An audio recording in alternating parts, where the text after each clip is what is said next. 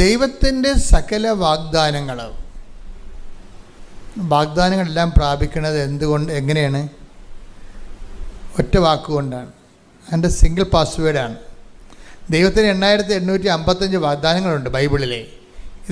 ഇതെല്ലാം നമ്മുടെ ഈ അനുദിന ജീവിതത്തിനും നിത്യജീവിതത്തിനും ആവശ്യമായ അനുധാരികൾ ഉള്ളടക്കം ചെയ്തിരിക്കുന്നതാണ്. നമ്മൾ അനുഗ്രഹം പ്രാപിക്കുക എന്ന് വെച്ച് കഴിഞ്ഞാൽ അനുഗ്രഹം പ്രാപിക്കുക എന്ന് വെച്ച് കഴിഞ്ഞാൽ ബൈബിൾ അനുസരിച്ച് വാഗ്ദാനം പ്രാപിക്കണമെന്നതിൻ്റെ അർത്ഥം. ഈ സകല വാഗ്ദാനവും നമുക്ക് പ്രാപിക്കാൻ പറ്റും. എങ്ങനെ പ്രാപിക്കാൻ പറ്റും? ദൈവമഹത്വത്തിന് അവൻ്റെ നാമത്തിൽ എന്തു ചെയ്യണം? ആമേൻ പറയണം.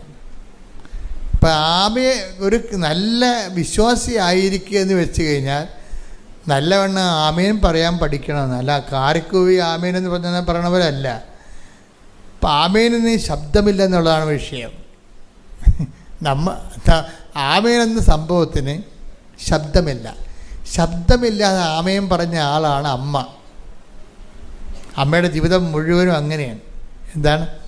ഇതാ കർത്താവിൻ്റെ ദാസി, അങ്ങേ വചനം പോലെ എന്നിൽ അതാണ് ആമേൻ എന്ന് പറയുന്നത്. നിൻ്റെ തിരുമനസ്സെന്നിൽ നിറവേറട്ടെ. ഫിയാത്ത്.